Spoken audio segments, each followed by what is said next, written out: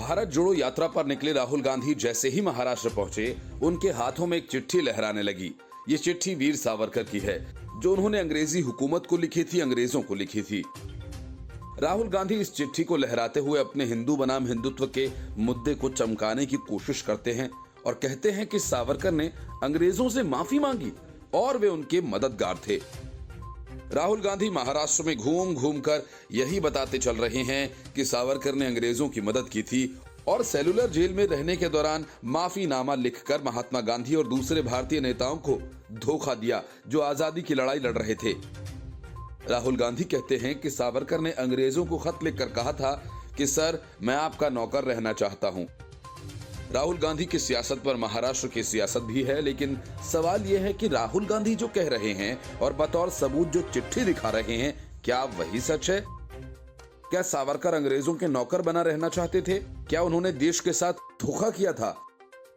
इन सवालों का जवाब जानने से पहले महात्मा गांधी की एक चिट्ठी पर नजर डालना जरूरी है, जो चिट्ठी उन्होंने ड्यूक ऑफ कनॉट को लिखी थी। महात्मा गांधी ने चिट्ठी के अंत में लिखा था, I beg to remain your royal highness faithful servant M.K. Gandhi, यानी आपका सदैव नौकर बने रहने का प्रार्थी। महात्मा गांधी की इस चिट्ठी का मतलब तो राहुल गांधी के हिसाब से यह हुआ कि महात्मा गांधी अंग्रेजों के नौकर बने रहना चाहते थे और फिर वे सारी बातें जो राहुल गांधी सावरकर के बारे में कह रहे हैं। लेकिन हकीकत यह है कि ना तो महात्मा गांधी और ना ही सावरकर अंग्रेजों के नौकर बनकर रहना चाहते थे। असल में इसके पीछे एक दूसरा तथ्य है जिसे कांग्रेस जानबूझकर छिपा रही है, या फिर राहुल गांधी और उनके नेता वो जानते ही नहीं। असल में ब्रिटिश हुकूमत के दौरान भारत ब्रिटेन की महारानी और सम्राट के अधीन शासित था, इसलिए जो भी अंग्रेजों को पत्र लिखता था उसमें I beg to remain your faithful servant लिखा जाता था। ये उस वक्त पत्र समाप्त करने का एक मानक और एक सामान्य तरीका था, जैसे आजकल लोग भवदी आदि या फिर आपका आज्ञाकारी लिखते हैं। लेकिन राहुल गांधी ने सावरकर की चिट्ठी से इस एक वाक्य को उठा लिया और हकीकत का फसाना बनाने लगे और कहने लगे कि सावरकर ने अंग्रेजों को खत लिखकर कहा था कि सर, मैं आपका नौकर रहना चाहता हूं। जब सावरकर जी ने माफीनामे पर हस्ताक्षर किए तो उसका कारण डर था। अगर वह डरते नहीं तो वे कभी हस्ताक्षर करते नहीं। राहुल गांधी के इस बयान पर भाजपा और उद्धव ठाकरे ने आपत्ति जताई है। इसको लेकर महाराष्ट्र की कैबिनेट में राहुल गांधी के खिलाफ निंदा प्रस्ताव पास किया गया। सावरकर के पोते रंजीत सावरकर ने राहुल गांधी के खिलाफ सावरकर का अपमान करने का मामला दर्ज करा दिया। Bureau report, news of India. Gujarat में आम आदमी पार्टी की जमीनी हकीकत अब किसी से छिपी नहीं है। अब तक हुए सभी सर्वे में आम आदमी पार्टी का राज्य में खाता तक खुलना मुश्किल लग रहा है। यही नहीं, चुनाव की तारीख नजदीक आते ही जमीन पर सक्रिय हुए राजनीतिक जानकार भी केजरीवाल के सभी दावों को हवा हवाई बता रहे हैं। वहीं केजरीवाल की बची खुची उम्मीदों को खुद उनके नेता ही पलीता लगा रहे हैं। पहले तो कई बड़े नेता पार्टी छोड़कर चले गए और जो बचे हुए हैं वो अनर्गल ड्रामा करते हुए हिंसा पर उतारू हैं और केजरीवाल की जमकर भद पिटवा रहे हैं। सोमनाथ विधानसभा सीट से चुनाव लड़ रहे आम आदमी पार्टी के प्रदेश उपाध्यक्ष जगमल वाला का एक वीडियो वायरल हो गया। इस वीडियो में जगमल एक टोल प्लाजा पर मारपीट करते हुए नजर आ रहे हैं। वीडियो में दिख रहा है कि जगमल वाला एक टोल बूथ पर पहुंचे और वहां कार्यरत कर्मचारी को थप्पड़ जड़ दिया। टोल कर्मी ने आम आदमी पार्टी के नेता पर धमकाने का भी आरोप लगाया। टोल कर्मी की शिकायत पर प्रभास पाटन थाने की पुलिस ने शिकायत दर्ज कर कार्रवाई शुरू कर दी है। बताया जा रहा है कि घटना 15 नवंबर की रात की है। वायरल हो रहा वीडियो वेरावल के पास स्थित डारी टोल बूथ का बताया जा रहा है। टोल के कर्मचारी की ओर से पुलिस को दी गई शिकायत के मुताबिक जगमल वाला 3 गाड़ियों से अपने समर्थकों के साथ आए। शिकायत के मुताबिक जगमल वाला किसी बात को लेकर उखड़ गए और टोल कर्मचारी को थप्पड़ मार दिया। टोल कर्मचारी ने जगमल वाला पर अपने गुंडों के साथ टोल बूथ पर पहुंचकर मारपीट और हंगामा करने का आरोप लगाते हुए शिकायत दर्ज कराई है। टोल कर्मचारी के साथ मारपीट और टोल बूथ पर हंगामे की पूरी घटना सीसीटीवी कैमरे में कैद हो गई। और तलब है कि जगमल वाला आम आदमी पार्टी के प्रदेश उपाध्यक्ष हैं। ये कोई पहला अवसर नहीं है जब जगमल वाला इस तरह से किसी विवाद में आए हों। इससे पहले भी जगमल वाला विवादों में रह चुके हैं। जगमल वाला पर नेशनल हाईवे अथॉरिटी के एक अधिकारी को उसके केबिन में घुसकर धमकाने और मारपीट करने के आरोप लगे थे। National highway authority of India के अधिकारी को धमकाने और केबिन में घुसकर मारपीट के मामले में जगमल वाला को जेल भी जाना पड़ा था। गौरतलब है कि राज्य में विधानसभा चुनाव के लिए प्रचार जोरों पर है और ऐसे में चुनाव के मौसम में सियासी तापमान उफान पर है। राजनीतिक दल मतदाताओं को अपने पाले में करने और रिझाने में जुटे हैं और आरोप प्रत्यारोप का दौर भी तेज हो गया है।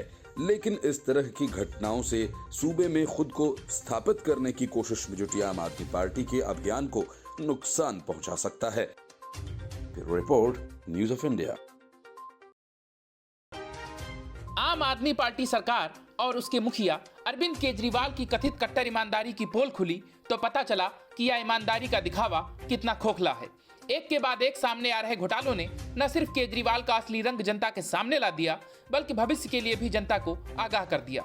एमसीडी चुनाव से पहले जहां एक तरफ सुकेश चंद्रशेखर केजरीवाल को चैन की सांस नहीं लेने दे रहा है और हर रोज अपने चिट्ठी बम से केजरीवाल की पूरी गैंग का काला चिट्ठा जनता के सामने खोल रहा है, तो वहीं दूसरी तरफ अब बीजेपी ने एक स्टिंग ऑपरेशन करके आम आदमी पार्टी की सारी ईमानदारी की धज्जियां उड़ा दी। बीजेपी ने आम आदमी पार्टी नेता मुकेश गोयल को लेकर एक स्टिंग ऑपरेशन किया है और आरोप लगाया है कि मुकेश गोयल 1 करोड़ रुपए घूस लेते हुए रंगे हाथों पकड़े गए हैं।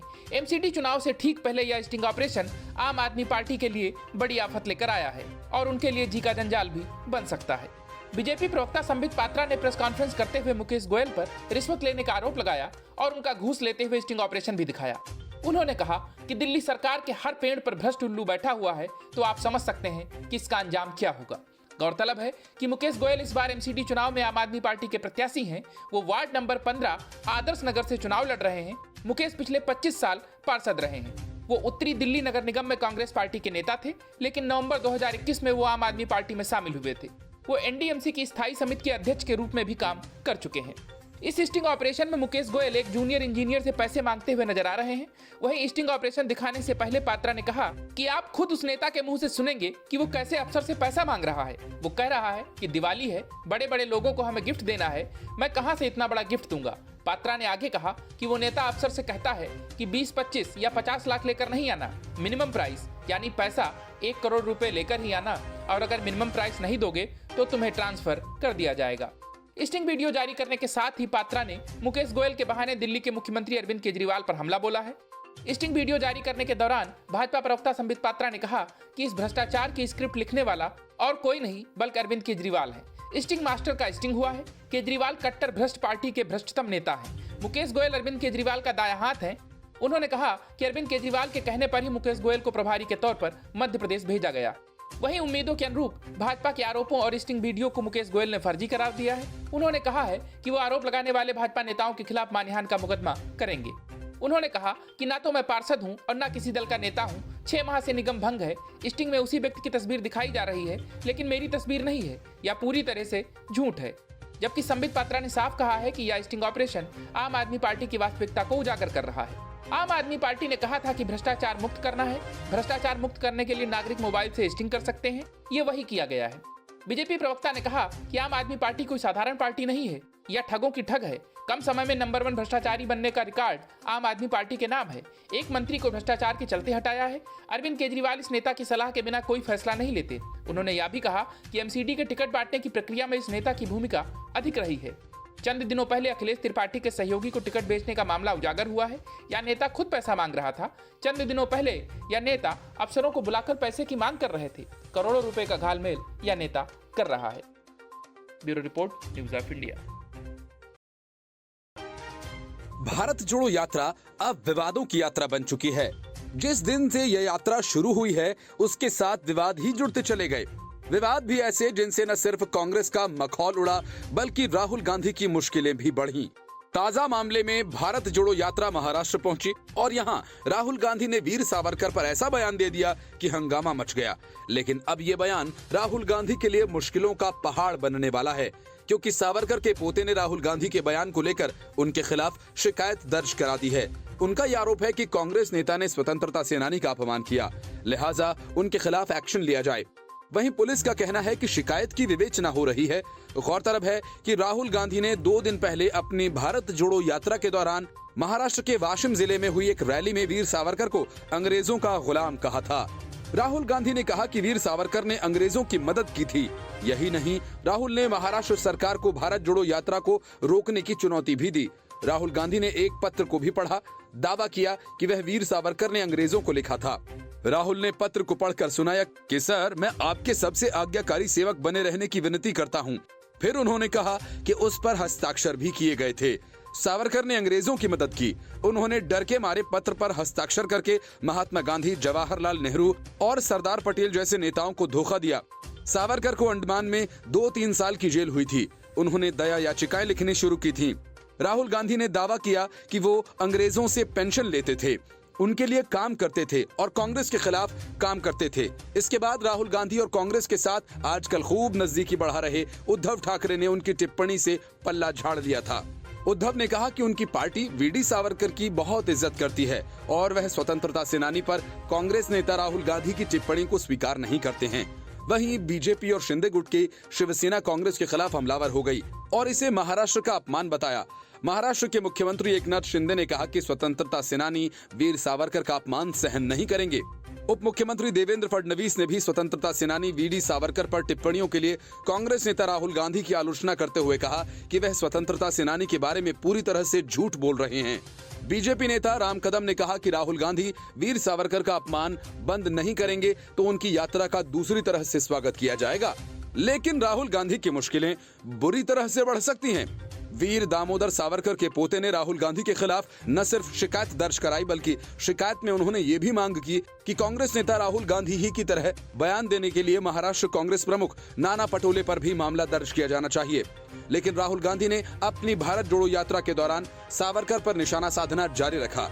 उन्होंने 17 नवंबर को भी अंग्रेजों की मदद करने तथा डर की वजह से क्षमा याचना करने का आरोप लगाते हुए सावरकर पर हमला बोला। महाराष्ट्र के अकोला जिले के वडेगांव में राहुल गांधी ने 1920 के सरकारी रिकॉर्ड्स के दस्तावेज दिखाए। उनके मुताबिक इस रिकॉर्ड में दावा किया गया कि सावरकर ने अंग्रेजों से माफी मांगी थी। रिकॉर्ड में सावरकर द्वारा अंग्रेजों को लिखा गया एक पत्र भी है। फिलहाल पुलिस इस पूरे मामले की जांच कर रही है। Report news of India. Delhi नगर निगम चुनाव के ठीक पहले एलजी विनय कुमार सक्सेना ने अरविंद केजरीवाल को तगड़ा झटका दे दिया है। पहले से ही कैश फॉर टिकट कांड में फंसी आम आदमी पार्टी के लिए ये एक और बड़ा झटका माना जा रहा है। एलजी ने dialogue and development commission of Delhi यानी डीडीसीडी के उपाध्यक्ष जैस्मिन शाह को उनके पद से बर्खास्त कर दिया।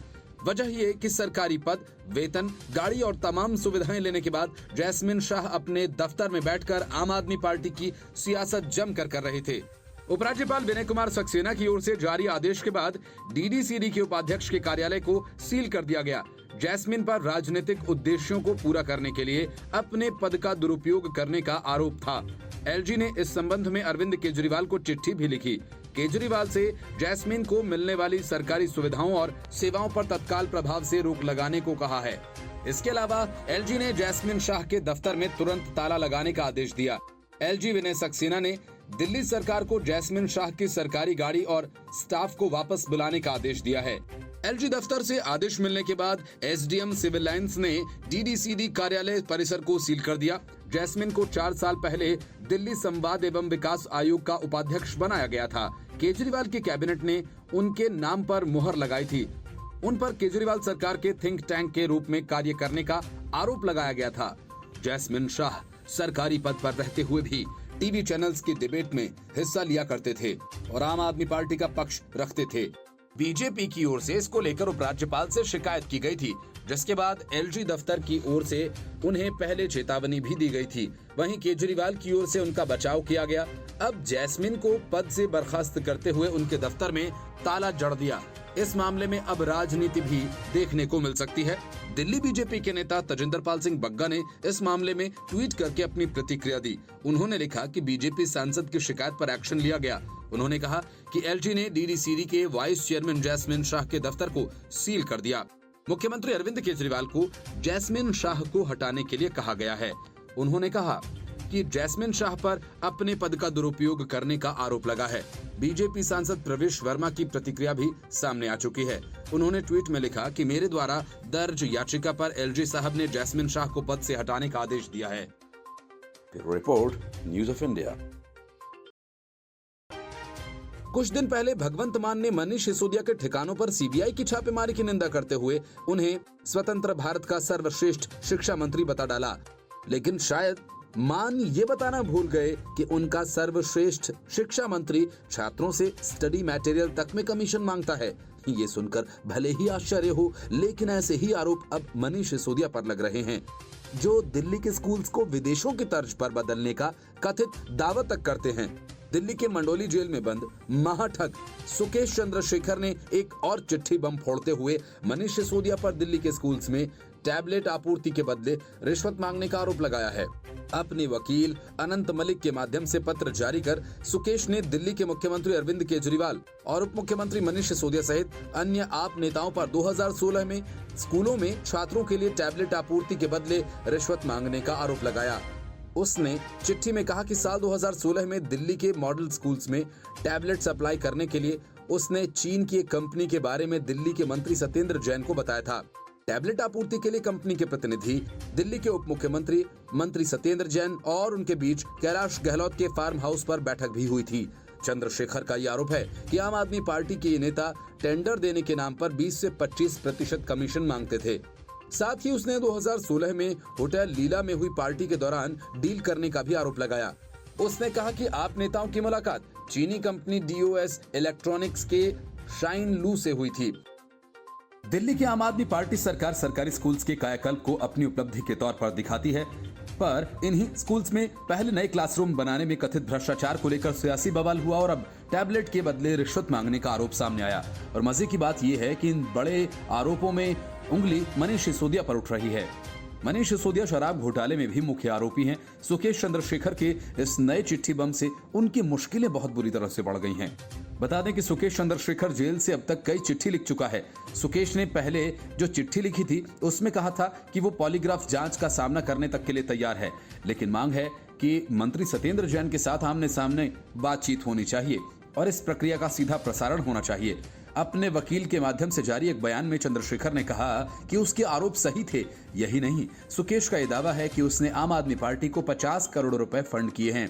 इस पूरे मामले में सुकेश चंद्रशेखर ने आम आदमी पार्टी के मुखिया अरविंद केजरीवाल को खुली चुनौती दी है। उसने अपनी चिट्ठी में लिखा कि अरविंद केजरीवाल के दो चेहरे हैं, एक एक्टर का जबकि एक अपने आप को जनता का लाडला बताने का। सुकेश लिखता है कि केजरीवाल अगर बिल्कुल सच्चे हैं तो खुद सीबीआई जांच की सिफारिश करते। सुकेश चंद्रशेखर का आरोप है कि उसमें कमीशन तय हुआ था। बताया गया था कि सिसोदिया के एक रिश्तेदार के नाम से एक शेल कंपनी बनाई जाएगी, उसी में कमीशन की राशि कर्ज के रूप में स्थानांतरित की जानी थी। बाद में ज्यादा कमीशन मांगने की वजह से ये सौदा आगे बढ़ नहीं पाया था। बाद में सीएम अरविंद केजरीवाल ने उसे कंपनी के प्रतिनिधि को सिसोदिया और जैन की शर्तों पर मानने को कहा, लेकिन वह एक कंपनी के प्रतिनिधि को सहमत नहीं कर सका। एक पत्र में सुकेश चंद्रशेखर ने लिखा कि पत्र के जरिए मेरे द्वारा उठाया गया कोई मुद्दा गलत नहीं है।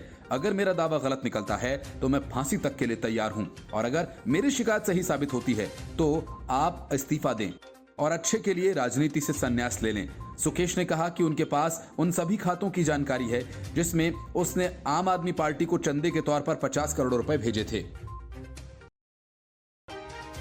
बहुत पुरानी कहावत है, गरीबी में आटा गीला। आजम खान की राजनीति के साथ कुछ ऐसा ही हुआ है। एक तो पहले हेट स्पीच मामले में उन्हें 3 साल की सजा हुई, फिर उनकी विधायकी की सदस्यता रद्द करते हुए चुनाव आयोग ने भविष्य के लिए उनकी राजनीति पर प्रश्न चिन्ह लगा दिया। लेकिन इतना सब कुछ कम था जो अब आजम खान से वोट डालने का भी अधिकार छीनते हुए उनका सांकेतिक राजनीतिक बायकॉट भी कर दिया गया है। राजनीतिक जानकार मैनपुरी और रामपुर उपचुनाव से पहले इसे आजम खान के साथ अखिलेश यादव के लिए भी बड़ा झटका मान रहे हैं, क्योंकि वोट डालने का अधिकार अपने देश में हर 18 साल से बड़े नागरिक को होता है और इसका छीन लिया जाना किसी इंसान पर एक धब्बा जैसा माना जाएगा। अब बीजेपी भी इसे मुद्दा बनाकर समाजवादी पार्टी पर हमला करेगी। गौरतलब है कि रामपुर विधानसभा उपचुनाव से पहले भाजपा प्रत्याशी आकाश सक्सेना ने आजम खान का वोट देने का अधिकार समाप्त किए जाने की मांग की थी। इसको लेकर उन्होंने एसडीएम सदर और निर्वाचक रजिस्ट्रीकरण अधिकारी रामपुर विधानसभा क्षेत्र से शिकायत की थी। इसी शिकायत पर हुई सुनवाई में अब आजम खान के वोट देने के अधिकार को भी समाप्त कर दिया गया है। आकाश सक्सेना के प्रार्थना पत्र पर कार्रवाई करते हुए रामपुर निर्वाचन रजिस्ट्रीकरण अधिकारी ने आजम खान का नाम वोटर लिस्ट से काटने के आदेश जारी किए हैं। इसके बाद समाजवादी पार्टी के कद्दावर नेता और उत्तर प्रदेश के पूर्व मंत्री आजम खान की मुश्किलें कम होने का नाम नहीं ले रही हैं। 2022 विधानसभा चुनाव में रामपुर सीट से विधायक चुने गए आजम खान ने लोकसभा सांसद के पद से इस्तीफा दे दिया था, लेकिन अब आजम खान की विधायकी रद्द हो चुकी है। तो वहीं अब वो रामपुर उपचुनाव में वोट भी नहीं डाल पाएंगे। बता दें कि आजम खान को रामपुर की एमपी एमएलए कोर्ट ने 3 साल की सजा सुनाई है। साथ ही उन पर 2000 रुपए का अर्थदंड भी लगाया गया है, जिसके बाद उनकी विधायकी रद्द कर दी गई थी। अब रामपुर विधानसभा सीट पर 4 दिसंबर को उपचुनाव होना है, जिसको लेकर भाजपा प्रत्याशी ने आजम खान का नाम वोटर लिस्ट से काटे जाने का प्रार्थना पत्र दिया था, जिसमें लोक प्रतिनिधि अधिनियम 1951 की धारा 16 के अंतर्गत चुनावी भ्रष्ट आचरण साबित हो जाने पर वोटर लिस्ट से नाम काटे जाने के नियम का हवाला दिया गया था। समाजवादी पार्टी ने रामपुर उपचुनाव में आजम खान के करीबी आसिम रजा को मैदान में उतारा है। इससे पहले वो रामपुर से लोकसभा उपचुनाव भी लड़ चुके हैं। हालांकि भाजपा के घनश्याम लोधी ने उन्हें 42,048 वोटों से चुनाव हरा दिया था। आकाश सक्सेना ने एसडीएम सदर को भेजे गए पत्र में कहा था कि भड़काऊ भाषण देने के मामले में सपा नेता आजम खान को कोर्ट ने 3 वर्ष के कारावास और जुर्माना अदा करने की सजा सुनाई है। यह सजा दोष सिद्ध होने के बाद हुई है। ऐसे में आजम खान की विधानसभा की सदस्यता रद्द हो गई है। इसकी वजह से रामपुर विधानसभा सीट पर उपचुनाव हो रहा है। आकाश सक्सेना ने दलील दी थी कि अब चूंकि आजम खान सजायाफ्ता हैं और चुनाव आयोग के आरपीसी एक्ट की धारा 16 के अंतर्गत एक अपराधी को वोट देने के अधिकार से वंचित किया गया है। ऐसे में आजम खान का नाम भी मतदाता सूची से काटा जाए ताकि नियमों और कानूनों का पालन हो सके। गौरतलब है कि आजम खान के खिलाफ इस केस के पीछे आकाश सक्सेना का बड़ा योगदान है। पेशे से व्यवसायी और पूर्व मंत्री शिव बहादुर सक्सेना के बेटे आकाश सक्सेना ने ही आजम खान के खिलाफ केस दर्ज कराया था। इससे पहले वे आजम खान के बेटे अब्दुल्ला आजम की फर्जी डिग्री केस में उनकी विधानसभा सदस्यता को समाप्त कराने के केस में बड़ी भूमिका निभा चुके हैं। बहरहाल आजम खान के साथ साथ यह समाजवादी पार्टी और अखिलेश यादव के लिए भी एक बड़ा झटका है। Bureau report, news of India. Rahul Gandhi ने विनायक दामोदर सावरकर यानी वीर सावरकर को लेकर जो बखेड़ा खड़ा किया, उससे महाराष्ट्र में कांग्रेस की वाट तो लग ही गई, लेकिन इसके साथ पड़ोसी राज्य गुजरात में भी खलबली मच गई। गुजरात में विधानसभा के चुनाव होने हैं और राहुल गांधी वहां चुनाव प्रचार करने वाले हैं। कांग्रेस के उम्मीदवार इसी बात से सहमे हुए हैं कि कहीं राहुल के आने के बाद सावरकर का मुद्दा कांग्रेस पर भारी न पड़ जाए। लेकिन बीजेपी ने पहले से ही राहुल गांधी के गुजरात में स्वागत की तैयारी कर रखी है और वीर सावरकर को माफी वीर कहने के बयान को बीजेपी पूरी तरह से चुनाव में भुनाएगी। गुजरात में चुनाव लड़ रही आम आदमी पार्टी इस मामले पर खामोश है, लेकिन माना यह जा रहा है कि ये खामोशी अरविंद केजरीवाल को भारी पड़ सकती है। वजह यह कि अरविंद केजरीवाल बीजेपी की नकल पर गुजरात में हिंदुत्व का कार्ड बड़ी होशियारी से चल रहे हैं और सावरकर का मुद्दा उनकी भी परीक्षा लेने की बीजेपी की तैयारी है। यही वजह है कि गुजरात के डिप्टी सीएम हर्ष संघवी ने अभी से राहुल गांधी और कांग्रेस के खिलाफ मोर्चा खोल दिया। उन्होंने कहा कि सावरकर का मतलब तेज, सावरकर का मतलब त्याग, सावरकर का मतलब तप है। वो अब सावरकर को सर्टिफिकेट देंगे जिन्हें खुद कोई सर्टिफिकेट देने को राजी नहीं। सावरकर जैसे स्वतंत्रता संग्राम सेनानी ने काला पानी की सजा काटी थी। उन्हें देश का इतिहास, संस्कृति कुछ नहीं पता। इस सवाल पर राहुल गांधी अपने आप को ब्राह्मण और सर्वश्रेष्ठ हिंदू बताते हैं। जवाब देते हुए हर्ष संघवी ने कहा, हम उन्हें अच्छी तरह से जानते हैं। वो बोलते क्या हैं और करते क्या हैं सभी को पता है। वीर सावरकर जैसे महान आत्माओं को अपमानित करना उन्हें शोभा नहीं देता। उन्होंने अपने जीवन के महत्वपूर्ण दिन देश को दे दिए। राहुल गांधी को योगदान का मतलब नहीं पता है। महाराष्ट्र में भारत जोड़ो यात्रा का विरोध हुआ तो क्या गुजरात में विरोध होगा? इस सवाल के जवाब में हर्ष संघवी ने कहा, कांग्रेस कार्यकर्ता चिंता में हैं। उनकी चिंता यह है कि राहुल गांधी एक बार फिर चुनाव में आ रहे हैं तो वो उनकी मेहनत पर पानी फेर कर चले जाएंगे। राहुल गांधी का इतिहास देखिए। हालात ये है कि उनकी चुनावी सभा कराने के लिए कोई तैयार नहीं। गुजरात का व्यवहार है कि मेहमान का स्वागत करते ही हैं। हम किसी का विरोध नहीं करेंगे।